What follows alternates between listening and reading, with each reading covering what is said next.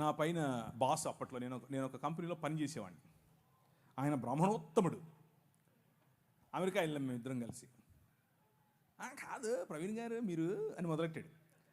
ఇక్కడే రామచంద్రాపురం అనుకుంటాను. ప్రవీణ్ గారు మీరు ఏంటండి మీరు అని 1-2 సార్లు నన్ను కొంచెం గెలికాడు.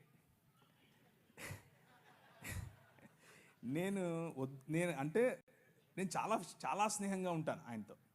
కానీ ఆయన దానికి విలువ ఇవ్వాల. దానికి చేయండి ఏం కాదు చేయండి అన్నట్లు నా వెంట పడ్డాడు. సరే కూర్చో అని చెప్పి ఒకరోజు అసలు నువ్వు ఎలాగండి బ్రాహ్మణోత్తడివి అని అడిగాను. ఎందుకు అన్నాడు. నువ్వు అసలు సముద్రాలు దాటకూడదు కదా, 7 దాటి వచ్చావు, ఇప్పుడు ఎట్లయితావు నువ్వు అని అడిగా. భావజాలం గురించి మాట్లాడుతున్నా. నేంటండి నేను ఇచ్చింది తినడానికి ఇన్ని క్వశ్చన్లు ఎత్తనావు అన్నాడు. అలా కాదండి, మీరు ఇచ్చింది ఊరికే తీసేసుకోవటం కాదు, అసలు ఏంటి దాని వెనక ఉంది అని అడిగితే మీరు నాకు ఇది చెప్పారు, మరి మీరు చెప్తున్నది పాటించట్లేదు కదా అని అడిగాను. లేదండి మరి మేము చాలా స్వచ్ఛమైన ఇది అది అని ఏదో చెప్పాడు. ఏం తింటారో ఏం కలుపుతారో చెప్పారు. సరేనండి నేను కూడా తింటానులేండి, ఓ పని చేద్దాం, రేపు మా ఇంట్లో బీఫ్ బిర్యానీ ఉడుతున్నాను వచ్చేయండి అన్నాను. ఏంటండి అలా అంటారు మీరు అన్నాడు. అంటే భోజనం అండి బాబు, మేము తినే భోజనం భలే ఉంటుంది, ముక్క తగిలితే సూపరు అన్నాను.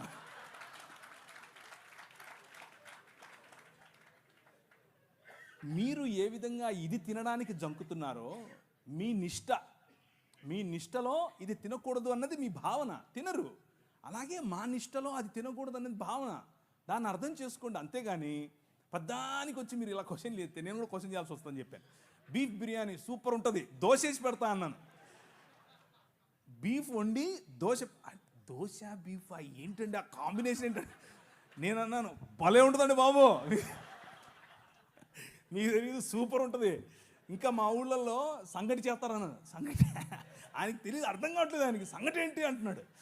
అంటే కడపకు రండి ఒకసారి, బీఫ్ వేసుకుని సంగటి వండుకుని దాంట్లో నెయ్యి పోసి తింటే సబ్బా సూపర్. ఆయన తట్టుకోలేక చెవులు మూసుకెళ్ళిపోయాడు. టచ్లోనే ఉన్నాడు, ఇంకా ఫ్రెండే కానీ అర్థం చేసుకున్నాడు. ఆయన నన్ను పెస్టర్ చేయటం, నన్ను ఒత్తటం, నన్ను కావాలని ఒత్తేది నేను ఒత్తితే ఎలా ఉంటుందో అర్థం చేసుకుని ఆపేసాడు. సో ఫ్రెండ్షిప్ మంచిది, ప్రజలను కోల్పోవద్దు, కానీ నీ విశ్వాసం అంతకంటే ముఖ్యం. నువ్వు రోడ్డు మీద నిలబడి సువార్త చెప్పటం ఎంత ముఖ్యమో, నీ ఫ్రెండ్ దగ్గర నిలబడుకొని నేను క్రీస్తును మాత్రమే అనుసరిస్తాను అని చెప్పటం అంతే ముఖ్యం. నువ్వు వాడిచ్చిందల్లా తీసుకొని తింటే నువ్వు అది చెప్పటం లేదని అర్థం, నీ సాక్ష్యం లేదని అర్థం.